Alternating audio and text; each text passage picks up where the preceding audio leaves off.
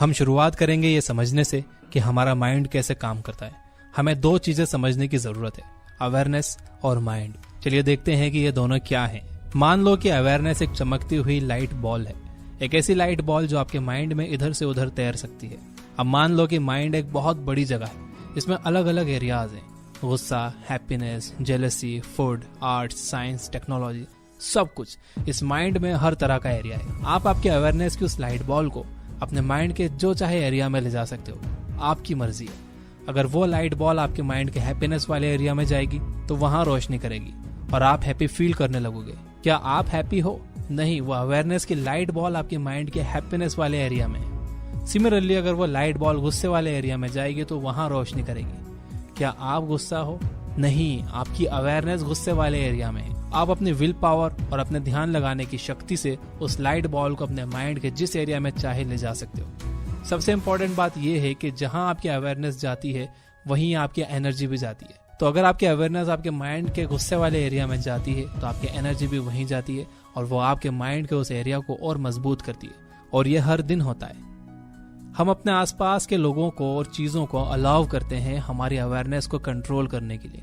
तो वो लोग जहां चाहते हैं हमारे अवेयरनेस को वहां ले जाते हैं और हमारी एनर्जी भी वहीं चले जाती है। और जिस तरह के एरिया में हमारी एनर्जी जाती है वैसे ही हमारी लाइफ भी बनती है।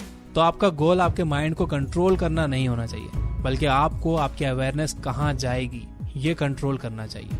तो ये हम कैसे कर सकते हैं? इसके लिए हमें ध्यान लगाना सीखना होगा। तो पहले ये देखते हैं कि ध्यान क्या होता है।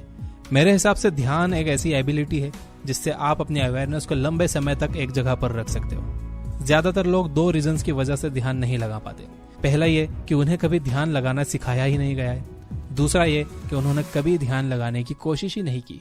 आप में से कितने लोग मैथ्स और साइंस की क्लासेस की तरह ध्यान की क्लासेस भी अटेंड करते हो? मैं दुनिया भर में ट्रैवल करता हूँ और लोगों से यही सवाल पूछता हूँ, लेकिन कोई अपना हाथ नहीं उठाता। आप में से कितने लोग जब स्कूल में पढ़ते थे तो आपसे ध्यान लगाने के लिए कहा जाता था? ये अजीब सा है ना। हमें स्कूल में ध्यान लगाने के लिए तो कहा जाता था, लेकिन ये नहीं बताया जाता था कि ध्यान लगाते कैसे। जब मैं बड़ा हो रहा था तो मुझे हमेशा ध्यान लगाने के लिए कहा जाता था, खाने पर ध्यान लगाओ, होमवर्क पर ध्यान लगाओ। आप में से कितने लोगों ने अपने बच्चों को ध्यान लगाने के लिए कहा है, लेकिन क्या कभी आपने उन्हें यह सिखाया है कि ध्यान लगाते कैसे हैं?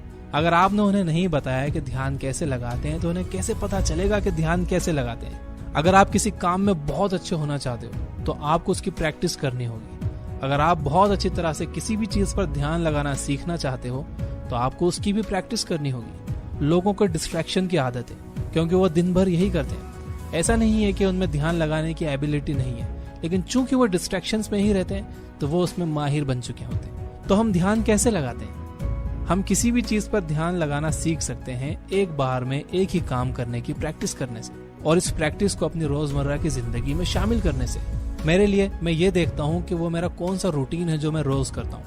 मैं हर रोज अपनी वाइफ से बात करता हूँ, उसे मेरा अनडिवाइडेड अटेंशन देता हूँ। मैं अपनी अवेयरनेस पूरी तरह से उस पर ही रखता हूँ।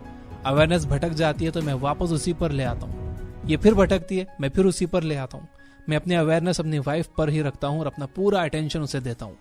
मैं हर रोज अपने क्लाइंट से भी बातें करता हूँ, अपने दोस्तों से भी बातें करता हूँ। जब भी मैं किसी से बात करता हूँ तो मैं उन्हें अपना पूरा अटेंशन देता हूँ।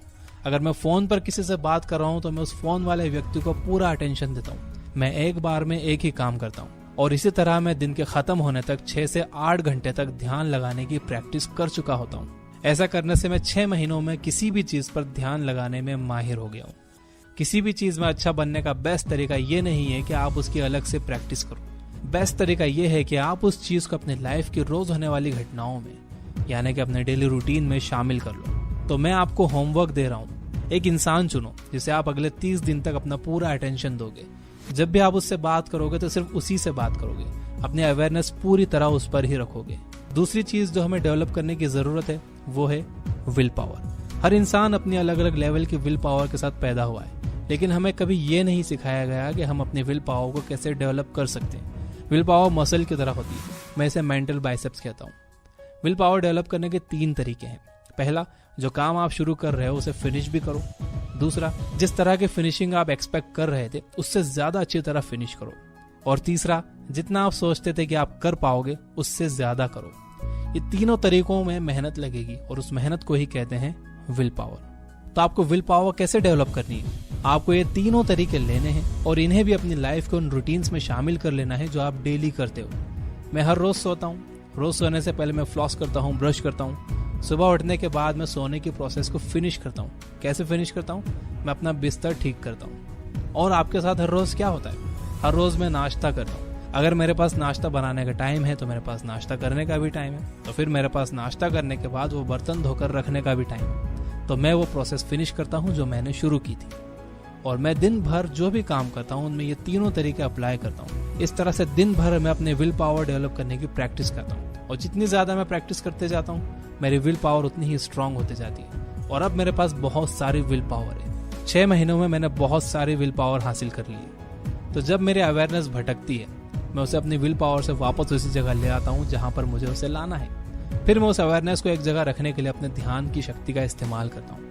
और फिर जहाँ मैं चाहता हूँ वहाँ मेरी एनर्जी खर्च होती है और फिर उस एनर्जी से मेरी लाइफ बनती है। इसलिए पहले ये समझना बहुत जरूरी है कि अवेयरनेस और माइंड दो कंप्लीटली अलग अलग चीजें हैं। आप ही कंट्रोल करते हो कि आपकी अवेयरनेस कहाँ जाएगी, आप ही कंट्रोल करते हो कि आपकी एनर्जी कहाँ जाएगी, और आप ही कंट्रोल करते हो कि आपकी जिंदगी कैसी बनेगी। अगली चीज हमें यह सीखनी चाहिए कि हम अपनी एनर्जी को कैसे मैनेज करें। हमें रोज एक लिमिटेड अमाउंट में एनर्जी मिलती है। हम एनर्जी लेते हैं और इसे हमारे आसपास के लोगों और चीजों पर लगा देते हैं और तब तक लगाते ही रहते हैं जब तक कि ये एनर्जी खत्म ना हो जाए। फिर हम थक जाते हैं, फिर हम सो जाते हैं। अगले दिन सुबह हमें वापस उतनी ही एनर्जी मिलती है और हम फिर से वो एनर्जी लोगों में और चीजों में तब तक लगाते रहते हैं जब तक कि वो खत्म ना हो जाए।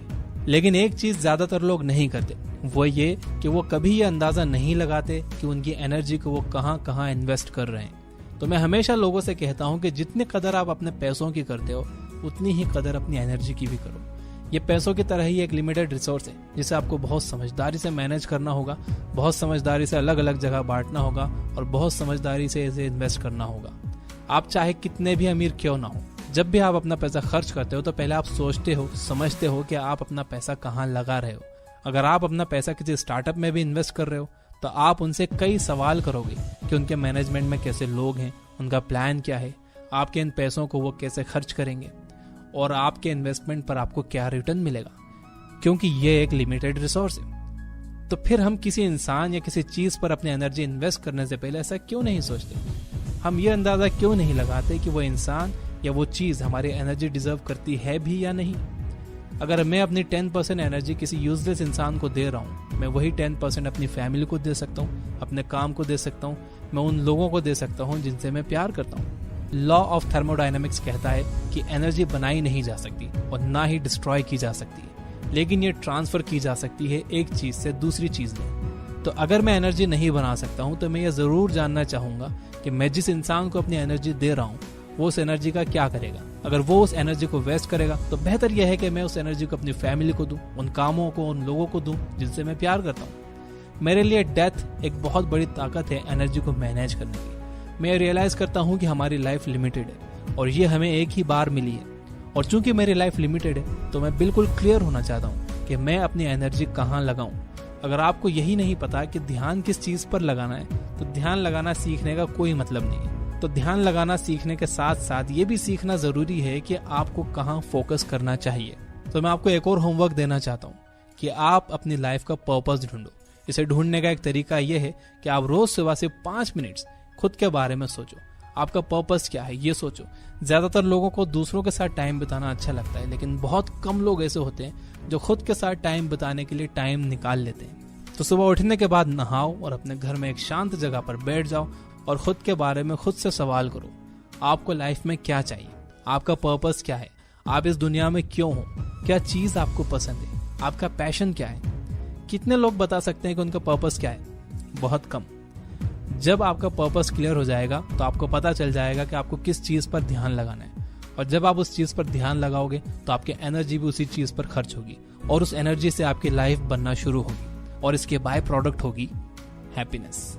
तो दोस्तों ये था दंडपाणि की स्पीच का एक पार्ट जो मैंने ट्रांसलेट किया है इंग्लिश से हिंदी में। मुझे ये बातें बहुत पसंद आई तो मुझे लगा कि ये बातें हिंदी ऑडियंस तक भी जानी चाहिए। अगर आपको मेरी ये मेहनत हेल्पफुल लगी हो तो आप इस वीडियो को लाइक कर सकते हो। आपके मुझे कमेंट्स आते हैं कि लास्ट में मैं वीडियोस को समराइज करता हूं तो वो आपको अच्छा लगता है। मुझे लगता है कि पर्टिकुलर इस वीडियो को समराइज करने की जरूरत नहीं है क्योंकि लास्ट में ये समराइज हो गई है। So that's all. Inspirational book summaries सुनने के लिए आप ये बुक ऐप डाउनलोड कर सकते हो, उस पर अभी डिस्काउंट भी चल रहा है। Finally, you guys are amazing. Keep reading, keep learning, keep growing. Thank you for watching.